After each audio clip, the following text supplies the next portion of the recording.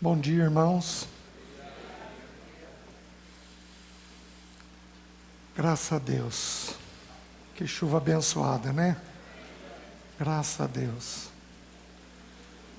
Vamos orar de 2 em 2, de 3 em 3, colocando nossas vidas diante do Senhor, pedindo o socorro dEle, o favor dEle. Vamos todos nós.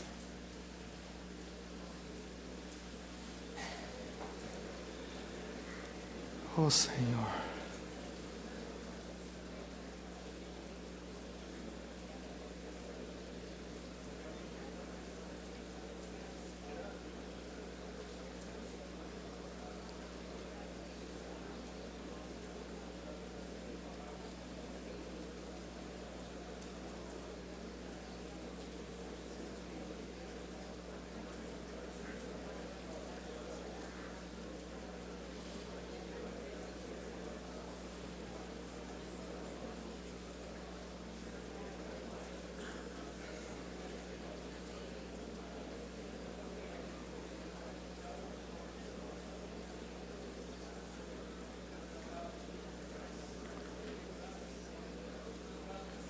Aleluia, Senhor.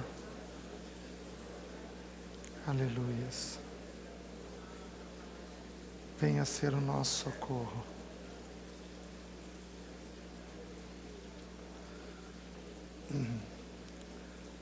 Senhor, nós te agradecemos por essa manhã. E Jesus, te agradecemos pela tua pessoa. Tu és o amado da nossa alma. Tu és o Filho de Deus, Tu és o Filho do homem, Tu és o Verbo vivo, Tu és o centro de todas as coisas, Tu és aquele que eras, que é e que sempre será. Jesus, nós te amamos, nós te amamos.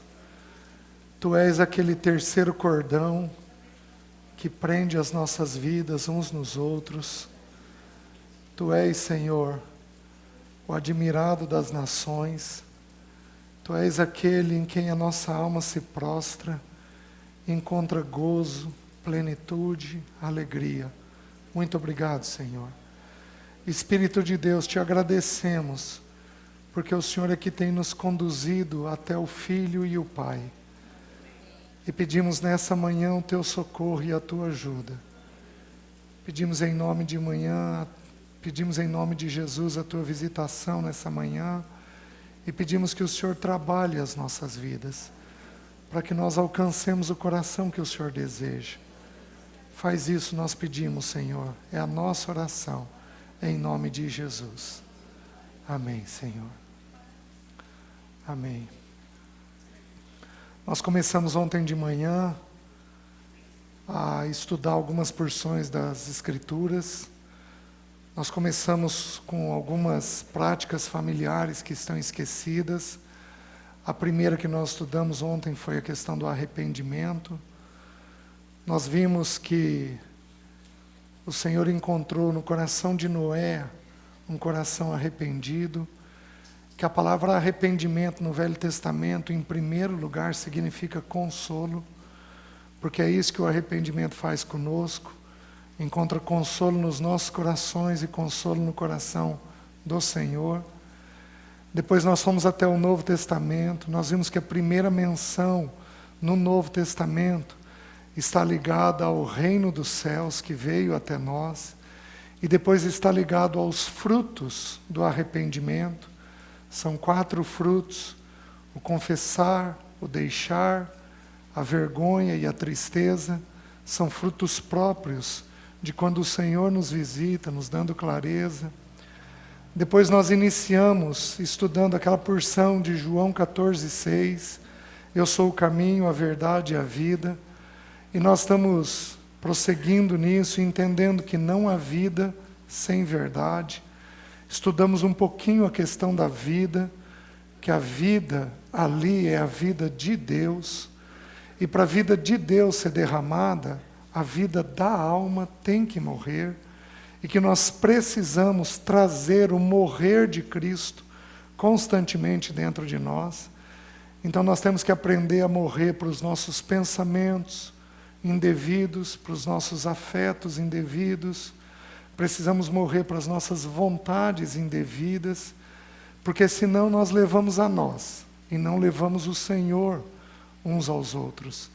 A finalidade do nosso corpo é que a vida do Senhor se manifeste através dele. Mas a zoe dele só pode aparecer na morte da nossa psique, né?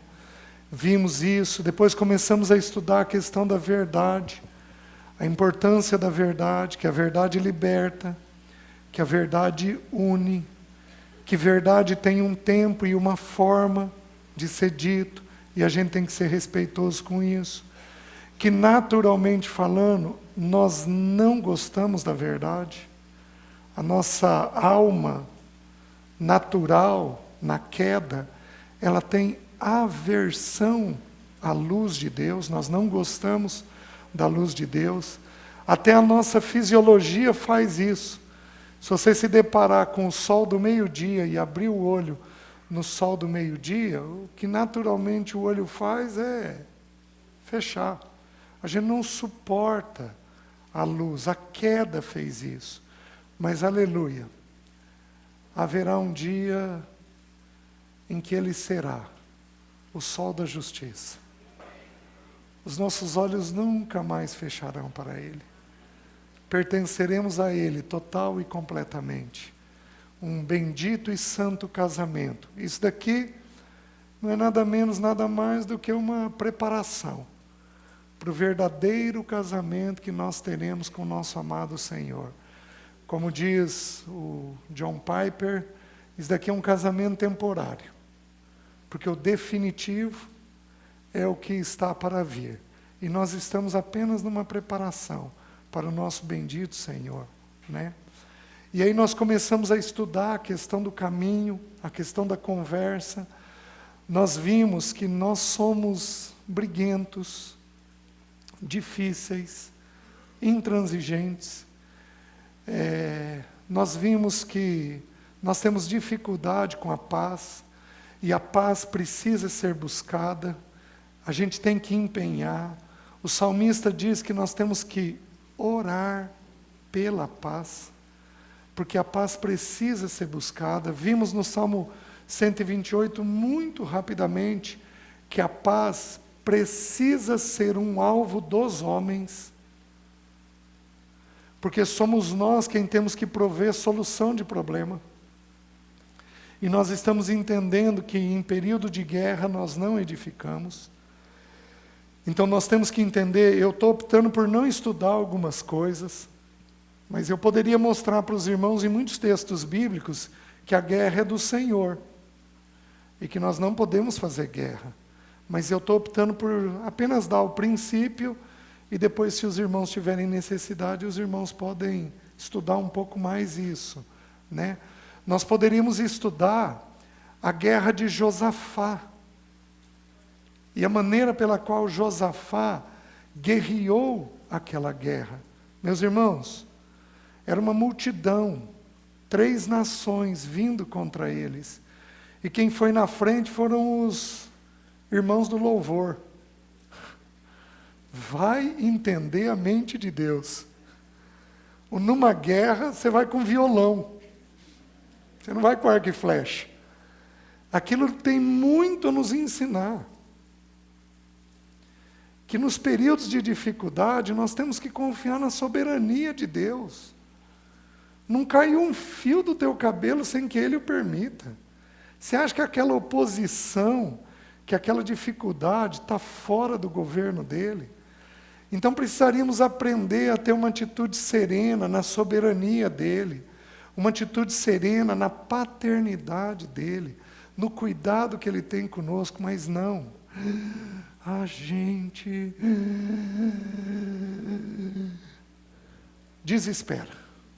E no desespero, metemos os pés pelas mãos.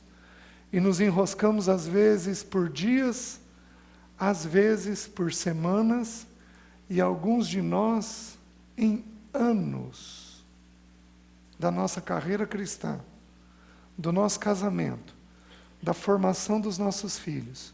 porque nós estamos com lutas em determinadas áreas. Não é para ser assim. Não deveria ser assim. Nós temos habitando em nós aquele que soluciona tudo. Que soluciona tudo. Eu estava tentando selecionar uns textos hoje de manhã para partilhar com os irmãos, e um texto que me veio à mente, eu não vou estudar com os irmãos os versículos que falam sobre o caminho, mas veio um texto na minha mente, de Naum, que diz assim, que ele perdoa os nossos pecados, ainda que ele não inocenta o culpado, ou seja, ele não tira as consequências do nosso erro, ele perdoa os nossos pecados, mas a consequência ele não tem condições de tirar. Porém, ele diz assim, que ele tem um caminho na tormenta e na tempestade, e as nuvens são o pó dos seus pés. Tem dias em que esse é o clima da nossa vida emocional e da nossa vida espiritual. E o Spurgeon tem um comentário sobre esse versículo, as nuvens são os pós dos teus pés.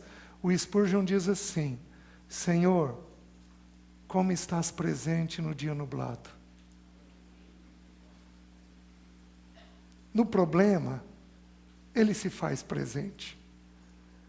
Não é para termos desespero, mas é para, com um coração humilde e quebrantado, procurarmos o caminho que ele tem naquela situação. Senhor, o Senhor tem um caminho na tormenta e na tempestade. Eu não sou de navegar, nunca fiz cruzeiro, muita água, assim, cada um tem sua natureza, né? A nossa é para a terra. Assim, muita água é meio desconfortável para mim. O fato é que eu fico imaginando, você imagina aquela onda subindo e descendo, o mar diminui, o mar cresce, você vê o horizonte, de repente você só vê uma onda, a hora que você está embaixo é só a onda, a hora que você está em cima você vê aquele horizonte enorme. Como é que Deus acha um caminho na tormenta e na tempestade? Ele acha porque Ele é Deus. Não tem problema que Ele não possa pôr a mão, que Ele não tenha uma solução. Não tem problema que Ele não tenha uma solução. Então eu quero conversar com os irmãos um pouco sobre essa faceta. Eu vou me concentrar na questão do caminho, na questão de nós entendermos esse santo caminho da conversa. Satanás tem se levantado furiosamente contra nós. E a primeira coisa que ele tem roubado de nós é tempo. E o problema do tempo não é a conversa, porque a gente consegue ter boas conversas com tempo objetivo. Isso ocorre muitas vezes. Às vezes você pode gastar um dia numa briga indevida, mas você tem condições de gastar em 15 minutos uma solução, se você tiver com o coração adequado. O problema do tempo é que a falta do tempo acaba com a percepção espiritual. Nós não temos percepção. Nós não conseguimos ouvir da parte do Senhor aquilo que está acontecendo. Então Satanás tem se levantado furiosamente contra isto, contra a questão do tempo, para que a gente não consiga ter percepção e resolver as coisas de uma maneira adequada. Então, vamos tentar entrar agora novamente na questão. Eu preciso mencionar para os irmãos alguns versículos restantes sobre contenda, que é a oposição de uma boa conversa. Então, eu quero mostrar para os irmãos algumas porções no livro de Provérbios. Abra lá, por favor. Vamos dar uma olhadinha em Provérbios, capítulo 13, versículo 10. Provérbios 13, 10. Abra lá.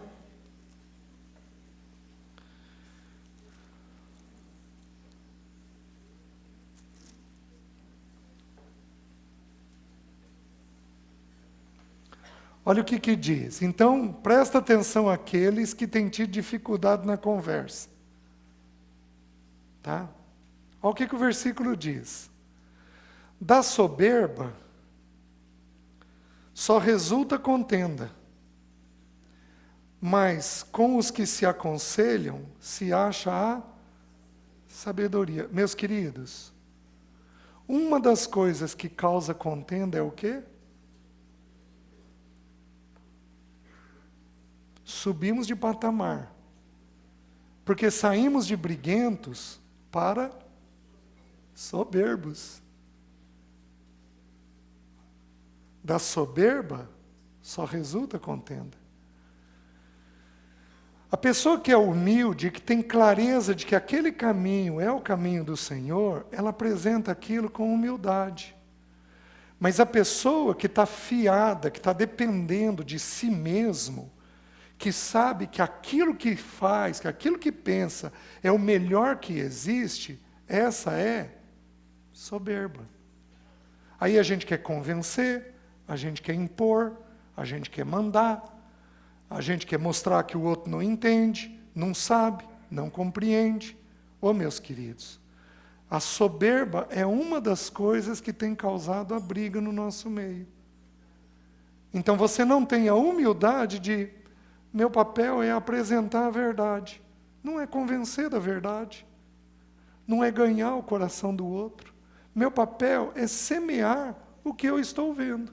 Confirmar o que eu estou vendo diante do Senhor e semear isso que eu estou vendo. Seja no papel de auxiliadora, seja no papel do governo, do homem. Então, a gente precisa entender que quando a gente entra nesse espírito de atrito, em partes nós entramos porque nós podemos estar com um coração arrogante, com um coração soberbo. Os irmãos estão entendendo? Então, não cabe esse tipo de situação. Vamos um pouquinho mais.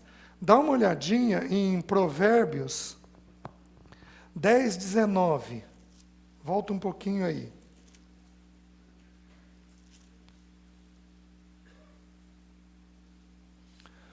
No muito falar, não falta transgressão, mas o que modera os lábios é prudente. Provérbios 10, 19, é isso, né? No muito falar, não falta transgressão. Aqui nós temos um problema que nós temos que conversar com as irmãs. As irmãs falam mais? Falam. Cerca de 15.600 palavras por dia.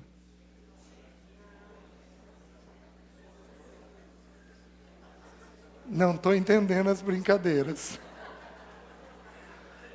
O homem fala um pouco menos da metade, cerca de 7.200. Por que as irmãs falam mais? Porque Deus as criou auxiliadoras. Vocês precisam enxergar o que é imediato. Vocês estão entendendo? Vocês veem, eu estou ministrando. Mas teve uma irmã que trouxe água, teve um outro que serviu água e veio aqui, o Márcio já levantou para confirmar o som, ele já veio e trouxe o microfone para mim. Um está na frente, mas muitos estão auxiliando. Essa é a natureza da mulher. A natureza da mulher é auxiliar. Então ela tem que ver muita coisa que é imediata. Por isso que a mulher faz mais de uma tarefa ao mesmo tempo. Ela está com a colher no fogão, o carrinho de bebê no pé, o outro chacoalhando e segurando o telefone falando com alguém. Pede para um homem fazer isso. O telefone vai aparecer na panela. Nós não damos conta. Por que a mulher dá conta? Porque Deus criou a mulher assim. Louvado seja o nome do Senhor. Queridas, não tem problema que vocês são assim, só que vocês têm que entender uma coisa. No muito falar, não falta transgressão.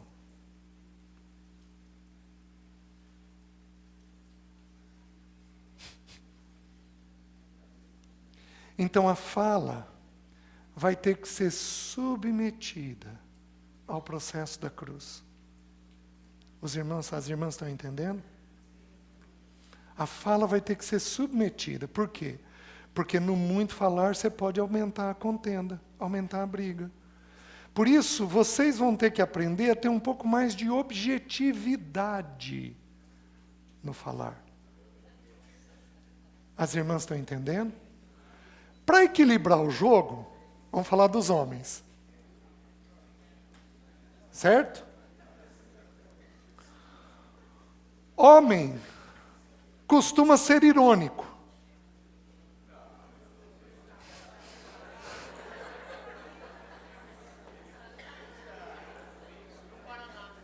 Oi? Só no Paraná.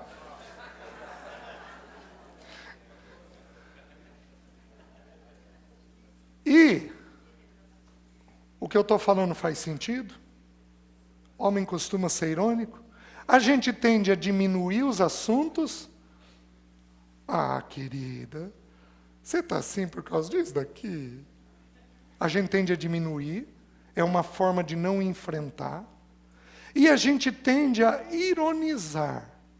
Porém, abram em Provérbios.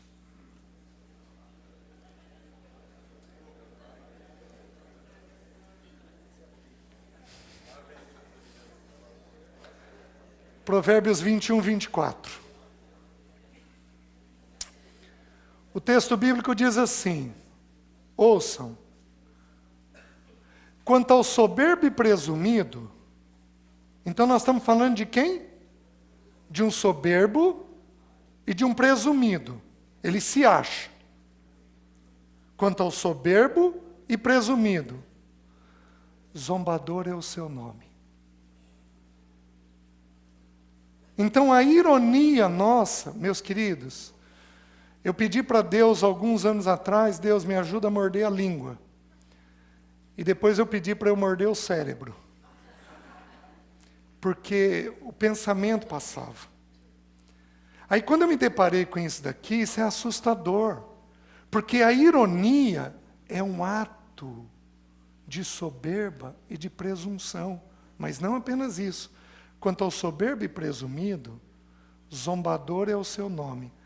Procede com indignação e arrogância. Soberbo, presumido, indignado e arrogante. Aparece de que forma? Com zombaria. Então também é uma fala inadequada. Também é uma fala errada de nós homens, que precisa ser corrigido. Falamos menos, o que é louvado, graças a Deus, é uma instrução bíblica, sede prontos para ouvir, tardios para falar. Porém, podemos falar mal. Apesar de falarmos pouco, podemos falar mal. E não apenas isso. Olha o que as Escrituras dizem. Como o louco. Então a pessoa é louca, é um insensato. Como o louco que lança flecha, fogo e morte. Então essa pessoa está lançando o quê? Flecha, fogo e morte. Então ela está lançando, ela está fazendo um convite à guerra. Porque ela está lançando flecha, fogo e morte. É o homem que diz, fiz isso por brincadeira.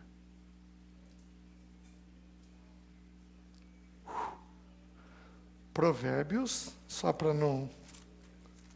26, 18. 18 e 19. Então, se por um lado as irmãs falam um pouco mais, e com isso não falta transgressão, por um outro lado, nós homens brincamos demais.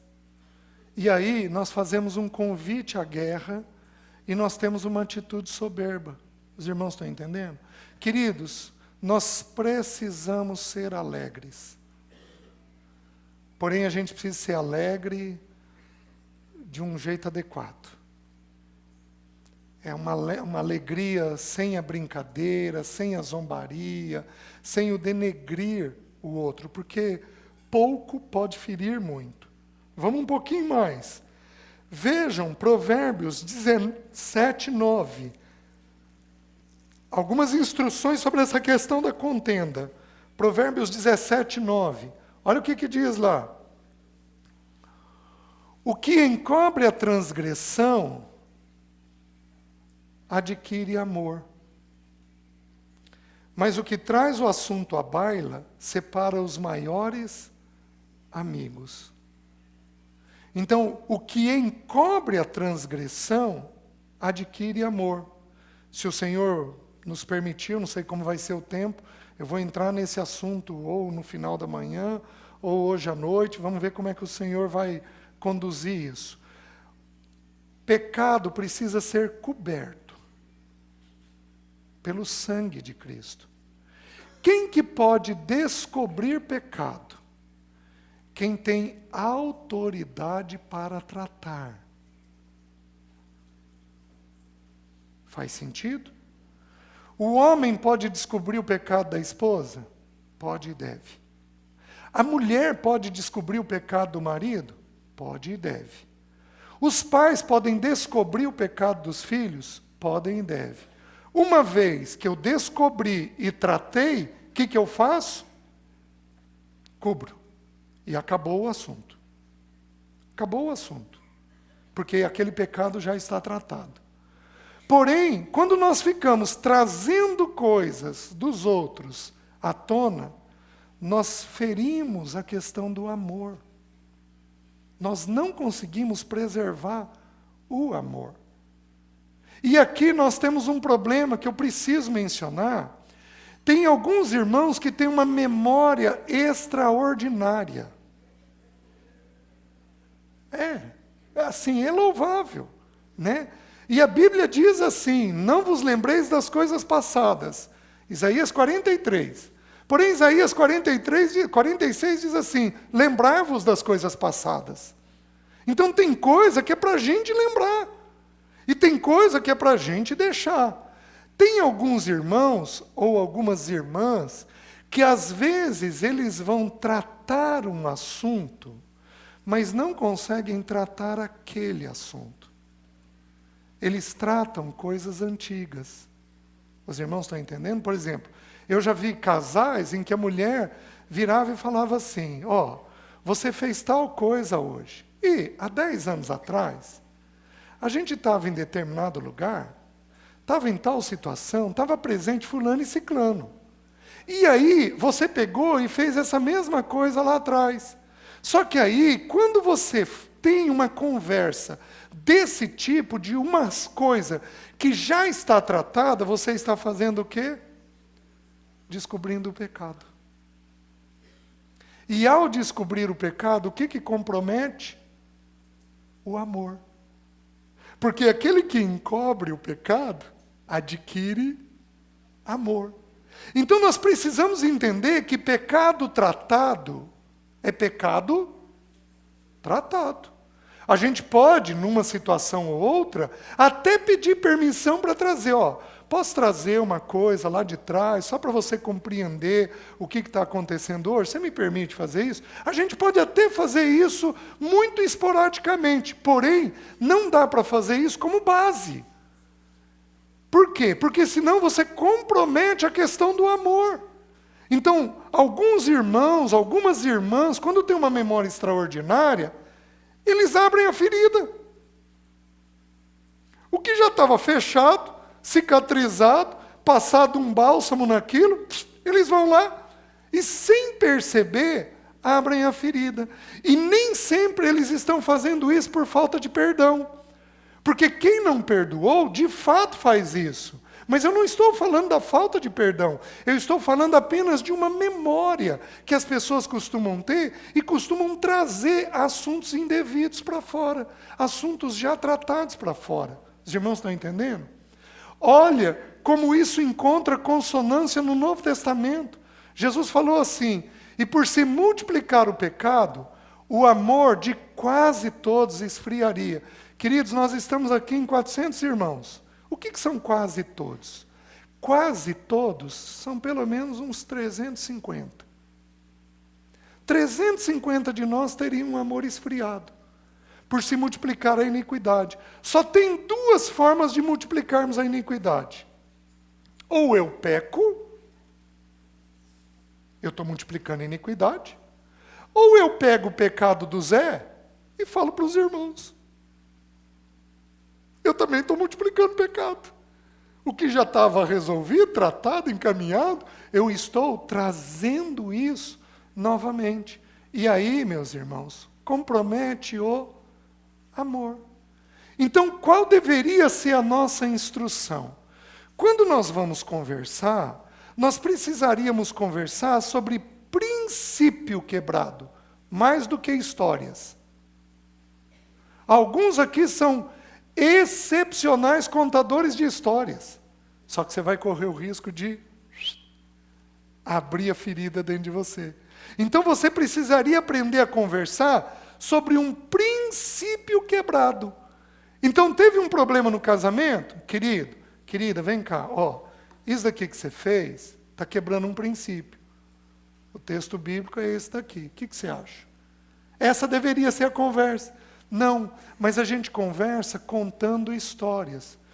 Porque hoje de manhã, quando você acordou, eu percebi que você não me olhou e não me cumprimentou. Aí você saiu. E eu fiquei aqui pensando... Vocês estão entendendo? É errado? Não. É eficaz? Não. Eu não tenho uma irmã mais madura que eu não tenha acompanhado, que não tenha alcançado a maturidade falando menos. Falando de forma mais objetiva. Os irmãos estão entendendo? Então, quando você descobre o pecado, você compromete a questão do amor, que é tudo que nós não queremos, porque o que a gente quer é que haja amor no nosso meio. O que mais? Deixa eu colocar mais outro texto. Abram em Provérbios 17, 14. Isso. Provérbios 17, 14. Como o abrir-se da represa, assim é o começo da contenda.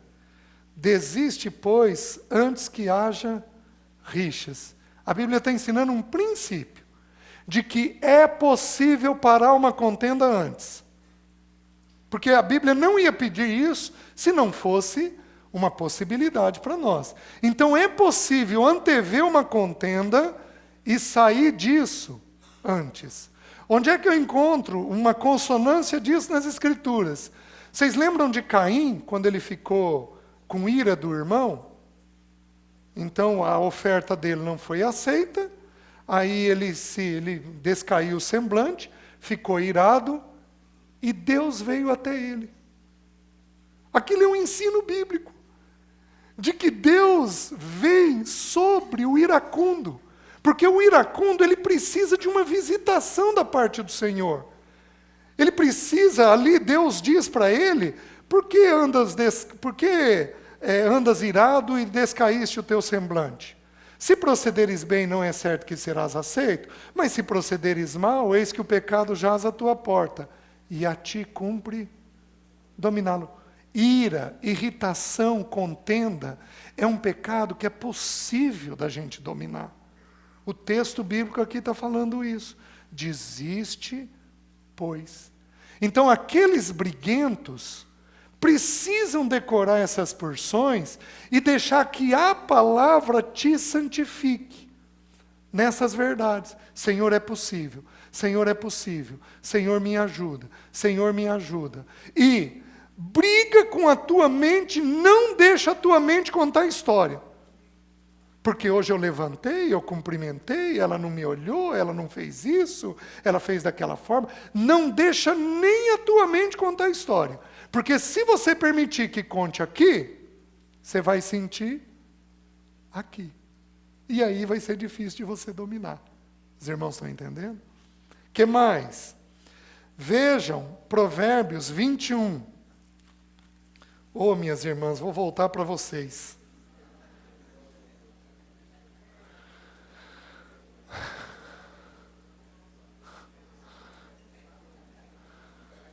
Vamos lá. 21:9. Melhor é morar no canto do eirado do que junto com a mulher rixosa na mesma casa.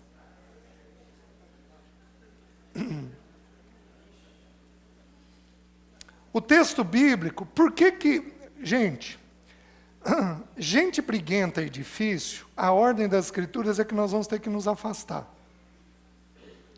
Porém, digamos que o Zé fosse briguento, o que não é o caso, eu não vi nada disso. Para mim, daria para me afastar. Mas e a Madalena, como é que faz? As filhas, casando, conseguiriam se afastar um pouco mais. Mas e a Madalena, como é que faz? Então, o problema da ira, o problema da crítica, da queixa, é do homem e da mulher. Mas, minhas irmãs, a Bíblia pôs vocês em destaque. Eu acho que por causa da questão de vocês falarem mais. Então, a Bíblia está chamando a atenção. E o problema é que o texto vem repetido 2 vezes, porque o versículo 19 fala a mesma coisa, ampliando uma palavra a mais. Diz assim, no 19, melhor é morar numa terra deserta do que com a mulher rixosa e iracunda. O que a Bíblia está ensinando? Que queixa afasta. Como a mulher enxerga muito detalhe, ela vai ter queixa de muita coisa, porque ela enxerga muito detalhe. Então, quem enxerga muito, tem mais chance de ter problema com as coisas, porque está vendo muitas coisas. O problema é que se você falar, você cansa o ouvido de quem está perto. E aí, o que ocorre com o texto bíblico? O texto bíblico está dizendo que o marido vai preferir para o canto do telhado do que ficar perto de você. Então, digamos que uma mulher aqui esteja no dia de limpeza da casa. Um exemplo. Não entendi o sorriso. A gente vai conhecendo o grupo, viu? Digamos que isso esteja acontecendo. Então você tem a vassoura, você tem o rodinho, você tem a toalha que está, a roupa que está na máquina, você tem a roupa que tem que pendurar, você tem a louça do café, olha quanto detalhe. Se você começar a queixar da vassoura, a queixar do rodinho, a queixar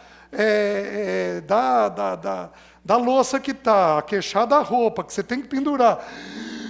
Se você começar a queixar, você pesa. E você pesa o ambiente da casa.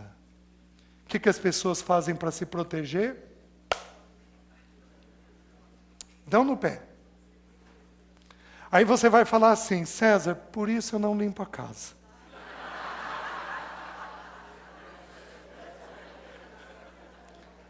Aí eu vou falar assim para você, e você acha que você não vai queixar da empregada? Ou você acha que você não vai queixar do trabalho? Ou você acha que você não vai ver detalhe? Você vê detalhe. Você tem um monte de informação na cabeça. Você tem um monte de coisa na cabeça. E você vai ter que aprender a lidar com esse monte de coisa na cabeça, porque senão você fica uma mulher pesada. E o teu marido, ele vai para o canto do telhado. Mas o teu filho vai para o quarto. O teu filho vai querer sair de casa. O teu filho não vai suportar aquele peso. Eu vou usar uma expressão que as escrituras não usam, é minha expressão, que eu acho que transmite de uma forma adequada. O ambiente fica pesado com pessoas queixosas. Então a Bíblia pôs em destaque a mulher. Só que não parou na queixa. Porque a Bíblia diz que a queixa pode avançar para a irritação, que é o que o versículo 19 aí vai falar. O versículo 19 diz, melhor é morar numa terra deserta do que junto com a mulher rixosa e iracunda. Esse homem, essa mulher agora é rixosa e ela é iracunda. O que o marido fez? Ele não foi para o canto do telhado. Ele quer ir para o deserto. Ele quer ir bem longe. Então, é o tipo de fala que não coopera dentro da casa para nós resolvermos os problemas. Então, a Bíblia põe isso em destaque. Os irmãos estão entendendo? E nós temos que fazer essa correção. E aí, os irmãos vão... Deixa o exemplo. É melhor não dar. Então, deixa eu me recompor. Deixa eu achar onde eu estava.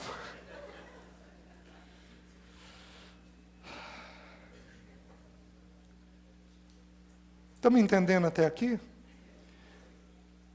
Este caminho da conversa tem que ser criado entre nós. Aí, vamos lá. O que é resolver conflito?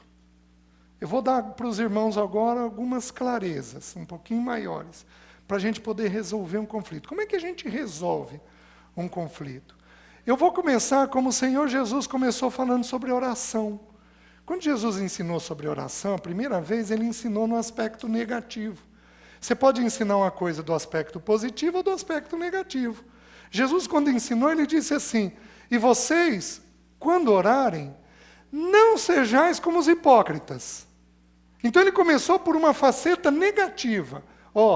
Não façam dessa maneira. O que não é resolver conflito? Eu vou citar duas coisas para os irmãos. Três coisas para os irmãos do que não é resolver conflito. O que não é resolver conflito? Resolver conflito não é desabafar. Desabafo é só desabafo. Quem aqui tem mania de desabafar às vezes? Levanta a mão, alto. Nós temos um bom grupo. Desabafar é uma necessidade da queda. Porém, eu vou dar um versículo para os irmãos que é assustador sobre essa questão do desabafo. Abram em Provérbios, capítulo 18, versículo 2. Olha o que o texto bíblico diz. Provérbios 18, 2. O insensato não tem prazer no entendimento, senão em externar o seu interior. Pessoas que desabafam beiram a insensatez, porque você precisa pôr para fora o seu interior. Os irmãos estão entendendo? Eu não acho que uma pessoa que desabafa é insensata. Porque às vezes você desabafa porque você não tem com quem falar, você está sobrecarregado, é uma situação difícil, você precisa abrir, tudo bem, você vai lá e desabafa. Porém, pessoas que falam muito, que põem para fora o que querem, que dizem tudo o que querem, essas pessoas são insensatas, porque o prazer delas é qual? Externar o seu interior. Então, desabafo não é conversa. Desabafo é só desabafo. Não é resolver um problema. É só pôr para fora aquilo que está dentro de si. Então, a primeira coisa. Segunda coisa. O que não é resolver conflito? Achar culpados. Achar culpados não é resolver conflito. Eu vou apresentar isso para os irmãos no ponto de vista das Escrituras, mas depois eu quero colocar uma coisa que é meio da ciência aí, da ciência da economia. Alguns irmãos vão entender disso melhor do que eu. Vou colocar de um jeito muito simples, né? Quando Jesus foi curar um cego de nascença, foi o único cego de nascença que Jesus curou, lá em João capítulo 9. Então ele olha o cego de nascença, ele vai se aproximando, Os discípulos viram para o Senhor e dizem assim: Senhor, quem pecou? Ele ou seus pais? Por que os discípulos fizeram aquilo? Porque na cultura judaica e no farisaísmo, mas meus queridos, isso existe em todas as culturas. Isto é, do ser humano. O ser humano precisa achar um culpado das coisas. É uma necessidade do ser humano. O ser humano precisa achar um culpado. Então, lá na cultura judaica, eles diziam o seguinte, que se alguma pessoa nascia com algum defeito congênito, alguém havia pecado. Não é diferente dos nossos índios aqui, e isso está na justiça, que enterram crianças vivas que nasceram com defeito. Porque eles entendem que aquilo é amaldiçoado, que tem um espírito maligno naquilo. Então eles vão lá e enterram a criança viva, chamado infanticídio. É a mesma coisa que os discípulos perguntaram: quem pecou? Ele ou seus pais? Então a natureza nossa é achar um culpado. Essa é da nossa natureza. Vou mostrar para os irmãos mais textos bíblicos. Jesus, lá em Lucas, ele falou assim: não supondes que aqueles 18 em quem a torre de Siloé caiu eram mais culpados do que os demais.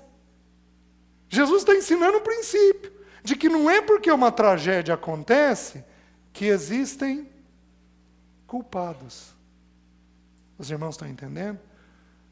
Meus irmãos, eu e minha casa sofremos um bocado com a doença da Leci.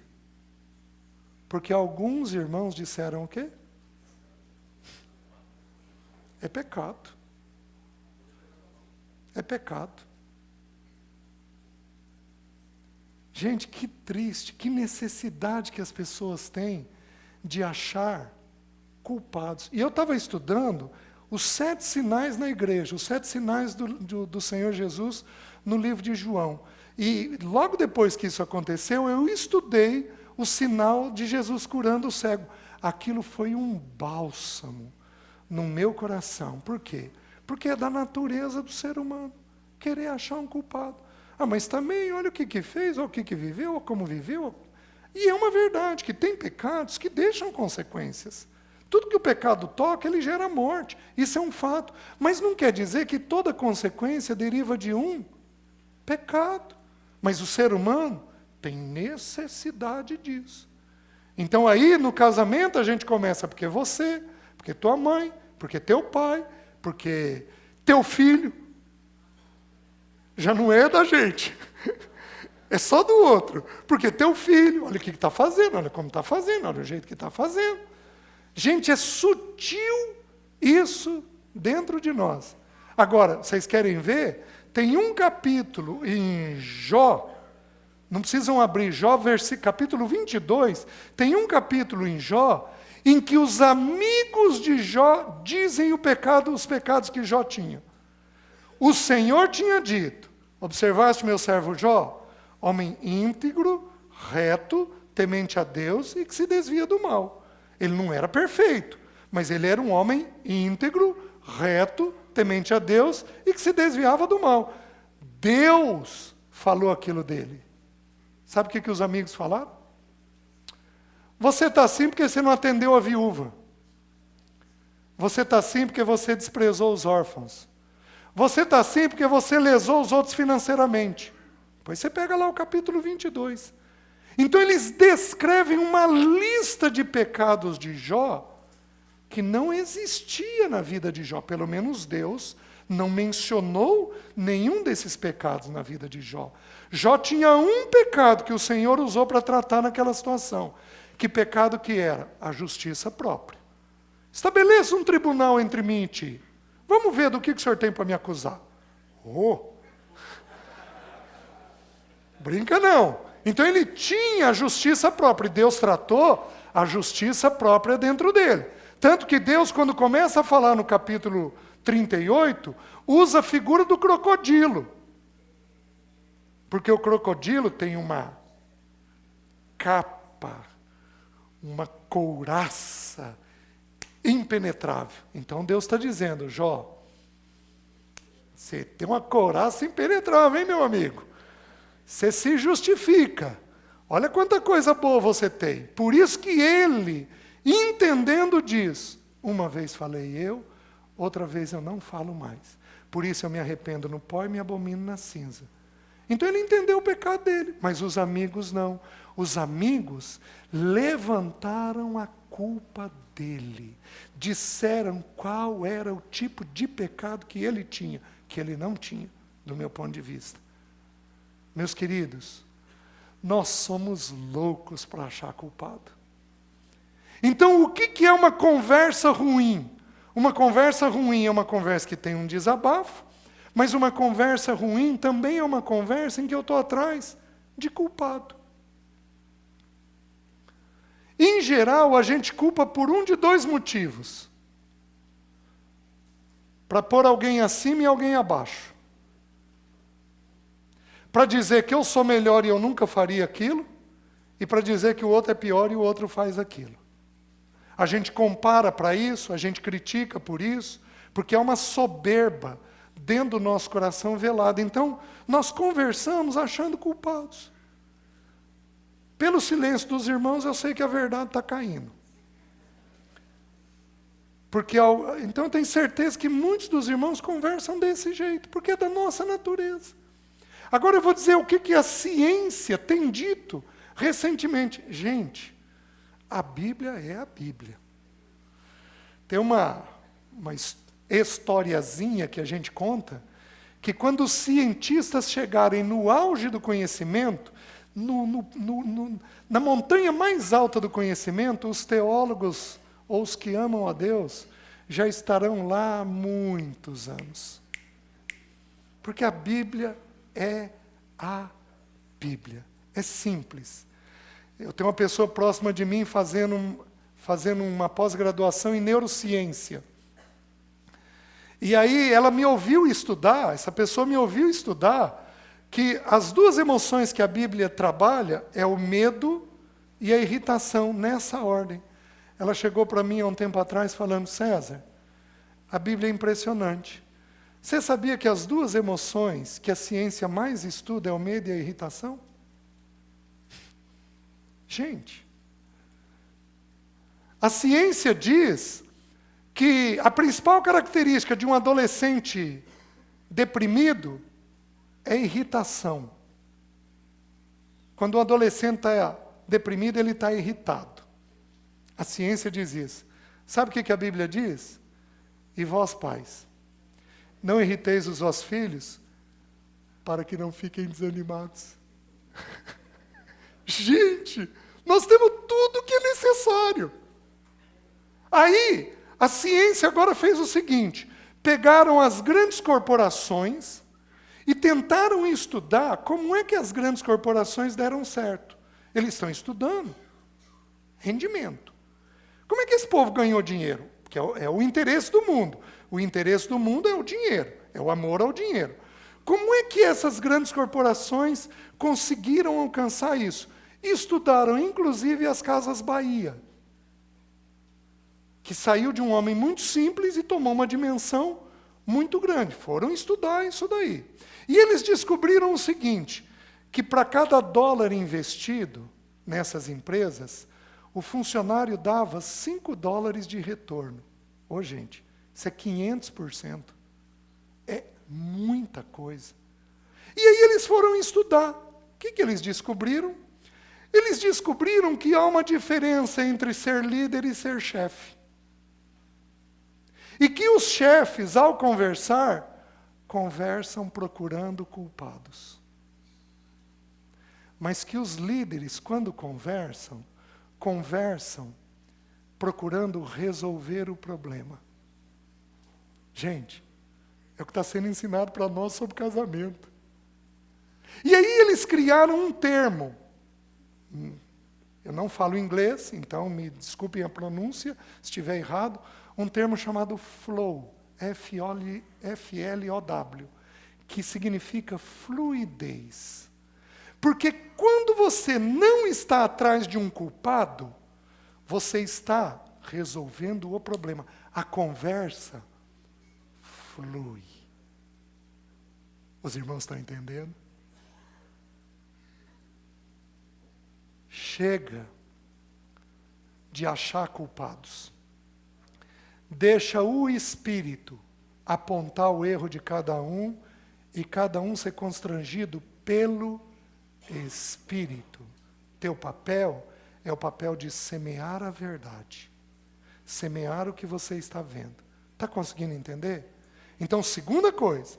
Então, o que não é resolver problema? Resolver problema não é a desabafar, resolver problema não é achar culpado. E resolver problema também não é o Zé resolveu o meu problema, pois lá no fundinho. Obrigado, irmão.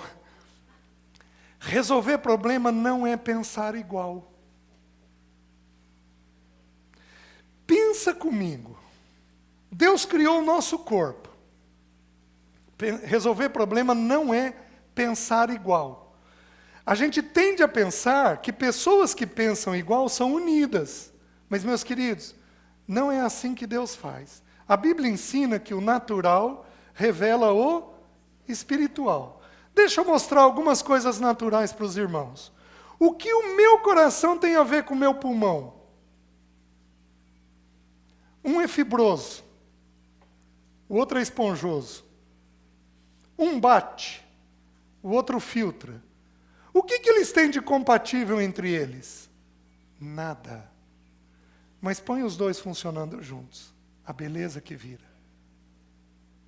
Deus tem prazer em unir coisa diferente. Ele criou um homem e uma mulher. E o casamento, do ponto de vista de Deus, é entre macho e fêmea. Ponto. Deus criou um homem e uma mulher. O que tem de igual? Um fala pouco, outro fala muito. Uma enfrenta o que precisar, outro vai evitar o que ele puder. O que tem de igual entre um homem e uma mulher? Mas, meus queridos, aprove a Deus fazer o quê? Unir os dois. Pega o governo da igreja. Um é prático, o outro é teórico. Um é serviçal, o outro é contemplativo. Pega os diversos ministérios que nós temos. Um cuida de criança, outro cuida de idoso. Meus queridos, Deus une coisa diferente. Por quê? Porque na diferença nós temos completação. Então nós vamos ser diferentes. Um enxerga estreito e longe, outro enxerga curto e aberto. Quando eu e Alessi entendemos esse princípio, nós tomamos uma decisão. Tá bom, então. Então nós temos que sentar e resolver as coisas do ponto de vista de Deus. Então vamos fazer o seguinte, eu vou colocar o que eu estou vendo, você coloca o que você está vendo. E nós vamos pedir da parte de Deus qual é a verdade dele para esse momento. Pronto. Não importa mais a minha vontade, não importa mais a vontade dela, importa o que Deus está depositando naquele momento. Está fazendo sentido para os irmãos? Então, resolver problemas não é pensar igual. Pelo contrário. Quanto mais diferente for, mais belo fica. Então, tem alguns lugares em que cabe a uniformidade.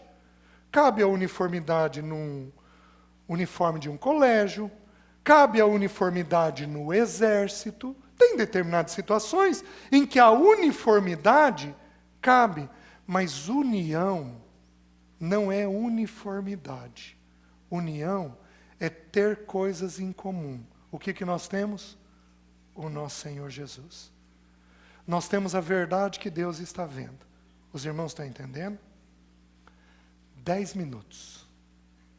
Pode? Mas é 10 minutos. Está chovendo, ninguém vai poder sair. Então, 10 minutinhos, porque nós temos mais uma horinha, tá? Vamos lá.